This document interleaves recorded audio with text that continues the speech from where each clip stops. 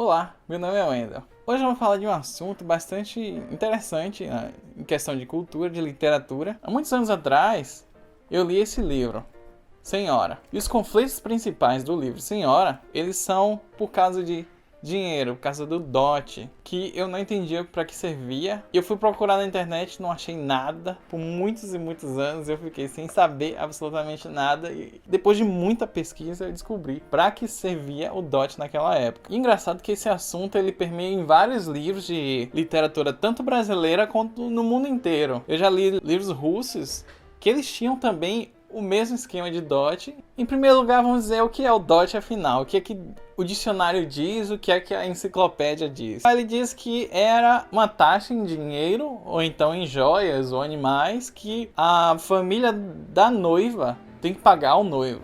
Para que o dote servia? O dote começou como um costume das camadas aristocráticas. Ela foi trazida de Portugal. O dote servia para adquirir status. Então, uma mulher com dote mais alto, que oferece mais dinheiro para se casar, ela era mais cobiçada. Mais homens queriam essa mulher para se casar, afinal eles iam ganhar mais dinheiro, mais terras, uma fortuna para poder ter mais sucesso na vida no futuro. E por causa disso, você podia encontrar um noivo que fosse de uma camada superior, ou que fosse um grande nobre, um conde, um barão, algo do gênero. E dá pra ver que isso começou como algo da realeza. Em livros como Game of Thrones, você percebe que o casamento às vezes era uma forma de juntar países ou então impérios. Nem sempre a decisão do casamento era da noiva. Não era a noiva que escolhia quem era que ia casar.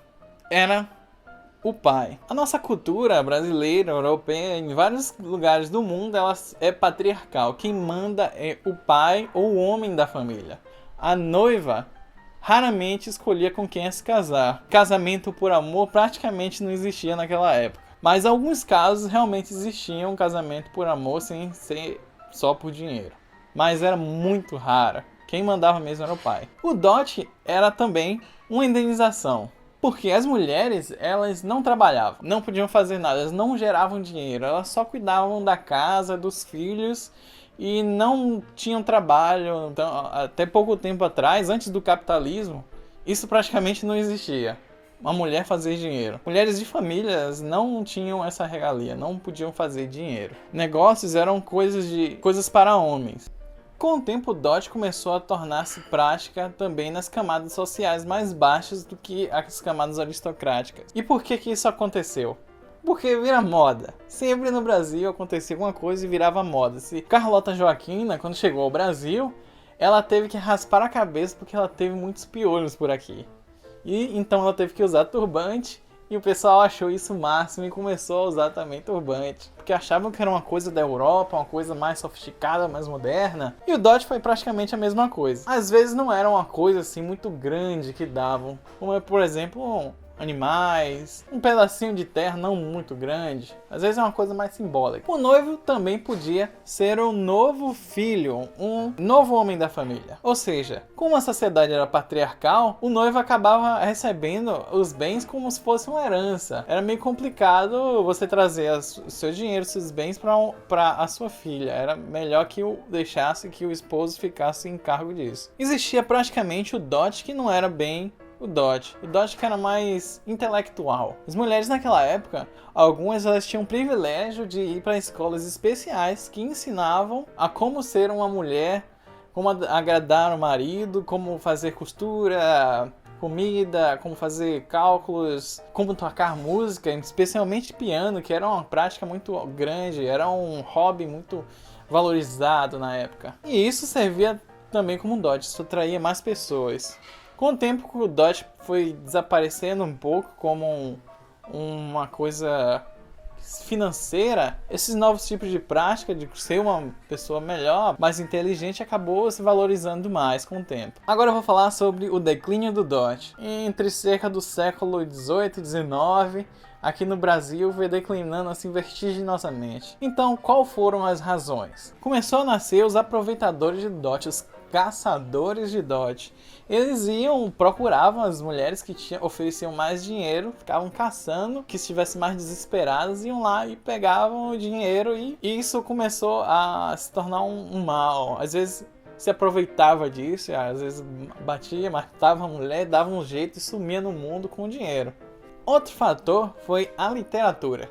A literatura começou a ter um papel social, de alertar os problemas que isso acarretava, como casamentos conflituosos. Inclusive aqui no livro de José de Alencar já alerta um fato do que acontecia. Tem outros livros, peças, obras, como por exemplo uma peça teatral do Gogol, que é um escritor russo, que falava um pouquinho sobre como era o casamento arranjado na época, e tinha muita gente que eles queriam realmente só o dinheiro mesmo, eram verdadeiros aproveitadores. Outro ponto para o declínio foi que a economia mudou. Com a mudança da economia para um ponto de vista mais capitalista, onde as pessoas fazem mais dinheiro, tem que trabalhar mais para conseguir mais, acabou o feudalismo, aquele regime de terras e tal, e o escravagismo, como teve aqui no Brasil bem forte, onde enquanto os escravos trabalhavam, o pessoal rico, dono da terra, ficava com dinheiro. E com o tempo, com o capitalismo aparecendo, os escravos e as pessoas eles começaram a ficar mais igualitárias e todo mundo tem que caçar, tem que trabalhar para garantir o seu dinheiro, o seu sustento, a sua sobrevivência. Um ponto engraçado é de onde surgiu o dote, afinal. O dote é muito antigo, existem registros de mais de 3.000 anos de idade, ele foi bem antes de Cristo. No Código de Hammurabi, por exemplo, já existem leis sobre o dote. Ninguém sabe ao certo de onde veio esse costume de verdade. E esse costume tomou conta do mundo inteiro. Vários países tiveram, como por exemplo China, Japão,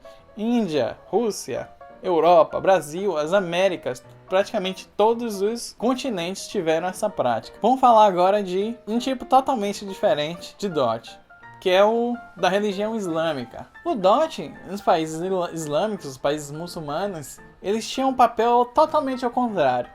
Na verdade, quem pagava o dote não era a família da mulher, não era a mulher, a noiva, e sim o homem, o marido, o noivo. O papel daqui é mais religioso. Existe no Alcorão comentando que você não pagar o dote é praticamente um pecado, e o casamento acaba sendo invalidado por essas questões. Em alguns lugares, as mulheres acabam se aproveitando demais e vão oferecendo dotes cada vez mais altos e mais altos e mais altos. E os homens acabam não conseguindo pagar e acabam ficando solteiros para sempre. Só quem tem dinheiro é que pode se casar. Mas por que é assim? Na verdade, tem até um sentido bastante interessante. A mulher, nesse tipo de sociedades, elas não têm direitos quase nenhum. E elas não podem sair nem de casa se não tiver um homem do lado.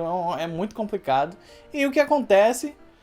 Se o homem morre ou dá algum problema, quiser se divorciar, elas são jogadas praticamente na rua, não vão ter como sobreviver, afinal elas também não fazem dinheiro, elas são totalmente dependentes do marido. Por isso que existem esses dotes altos que elas sempre pedem, sem isso elas estão arruinadas. O dote nesse caso acaba sendo um seguro de vida, o marido para pagar a mulher. A Índia ainda tem o dote e é proibido. Embora esteja sendo bastante mais fraco agora, com campanhas de organizações nacionais tentando combater a prática do dote, que lá é algo muito mais agressivo. Lá, os homens acabam se negando a casar se não tiver um dote. Em regiões mais rurais, isso ainda existe. Ainda nesse negócio do patriarcalismo, pai da família que vai aceitar ou não um noivo. E às vezes acaba de um homem espertinho vai lá e oferece um casamento em troca de dinheiro. Só que a família acaba na enrascada aceitando isso. A noiva acaba tendo que aceitar obrigatoriamente e não tem alternativa.